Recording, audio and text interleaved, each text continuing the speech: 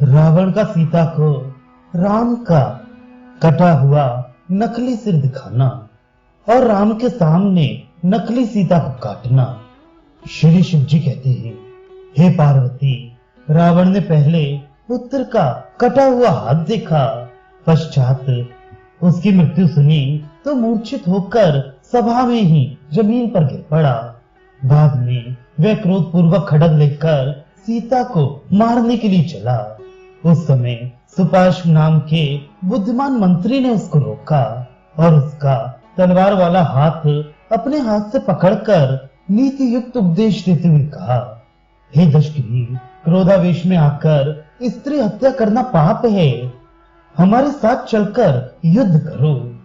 रण में राम लक्ष्मण को मारकर जानकी को अपनी स्त्री बनाओ। इस तरह समझाने पर रावण शांत हो गया। उधर सुलोचना अपने पति मेघनाथ का केयूर विभूषित तथा बाण युक्त हाथ अपने सामने पृथ्वी पर पड़ा देखकर उसके पुरुषार्थ का स्मरण करके विलाप करने लगी। तब उस कटी भुजा ने बाण द्वारा अपने खून से जमीन पर, हे भामिनी, तुम दुखनी मत हो, ऐसा लिखकर सुलोचना को आश्वासन दिया। उसने ये भी लिखा कि मैं साक्षात शेषावतार लक्ष्मण के बाण से मरकर मुक्ति को प्राप्त हुआ हूँ। अब तुम राम के पास जाकर मेरा सिर मांगो, वे तुमको अवश्य मेरा सिर दे देंगे। उस सिर को लेकर तथा अग्नि में प्रवेश करके मेरी अनुगामी बनो।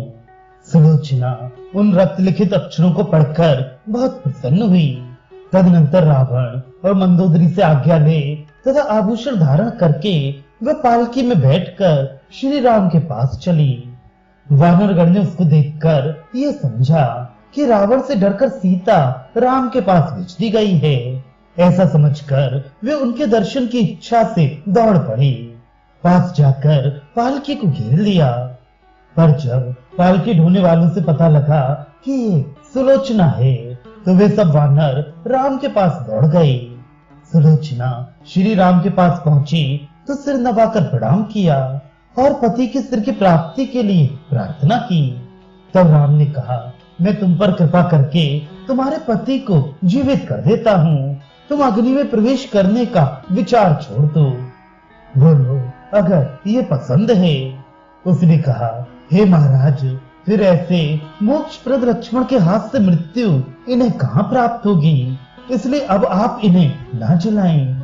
इतना कहकर उसने फिर राम को प्रणाम किया और कपिराज सुग्रीव की आज्ञा अनुसार पति के सिर को पाकर वह हंसते हुए उस सिर को भरता के गले पर रखकर जोड़ दिया।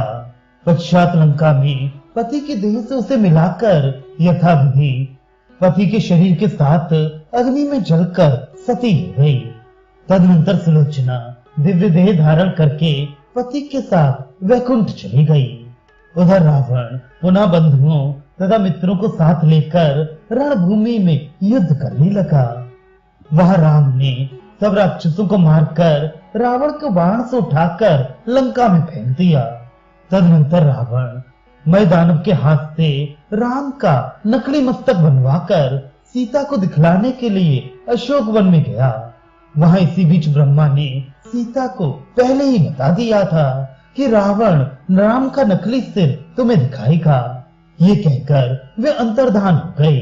इसके बाद रावण उनके पास पहुंचा और राम का मस्तक दिखलाते हुए बोला, हे सीते, देखो मैंने राम को मार डाला है, अब तुम मेरी सेवा करने के लिए तैयार हो जाओ। ये सुनकर सीता ने नीचे मुख करके कहा, मैं तो राम के बाण से कटकर रणस्थली में गिरे हुए तेरे ही सिरों को देखना चाहती हूँ। सीता के इस वाक्य रूपी बाण से ताड़ित होकर दशानन लज्जित हो और मुंह नीचा करके चुपचाप अपने महल में चला गया। तभी राम की आज्ञा से करोड़ों वानर हाथ में घास के पूले ले लेकर हवेलियों से भूषित लंका नगरी में घुस पड़े। उन्होंने क्षण भर में चारों ओर से आग लगा दी। उस समय लंका में प्रथम लंका दहन की ही तरह महान कोलाहल तथा हाहाकार मचने लगा। रावण ने नगर तथा अपने मकानों को जलते देखकर मेघास्त्र छोड़ा। उससे आग को शांत देखकर कपि समूह भाग गया। पश्चात रावण दैत्य गुरु शुक्राचार्य के कथनानुसार एकांत की एक गुफा में गया और मौन धारण करके होम करने लगा। उसने चौतरफा से लंका के दरवाजे अच्छी तरह बंद कर लिए। पहले मैंने जो जो हवन के द्रव्य कहे हैं वे सब इकट्ठे कर लिए। उसने अपने सब शरीर में लहू लपेट लिया, गले में मुंडों की माला पहन ली, मृत पुरुष के शरीर को आसन बनाया, होम कुंड के चारों ओर शस्त्र रख लिए और 10 दिन से प्रथम उत्पन्न बालकों के सिर तथा मांस और रुधिर से एकांत में शत्रुओं के नाश के लिए हवन आरंभ कर दिया। ऊपर उठते होम के धुएं को देखकर विभीषण ने राम से कहा, हे राम, यदि होम निर्विघ्न समाप्त हो गया तो रावण सर्वथा अजय हो जाएगा। तब राम ने सब वानरों को सादर बुलाकर युद्ध के लिए भेजा। वे सब परकोटों को लांघकर रावण के मंदिर में घुस गए। उन्होंने वहां उस गुफा की रक्षा करने वाले राक्षसों को मार डाला, परंतु जहां रावण हवन करता था उस गुफा का दरवाजा किसी को मालूम नहीं था। तब प्रातः काल के समय विभीषण की स्त्री शर्मा ने हाथ के संकेत से उन सबको होम स्थान का दरवाजा बता दिया।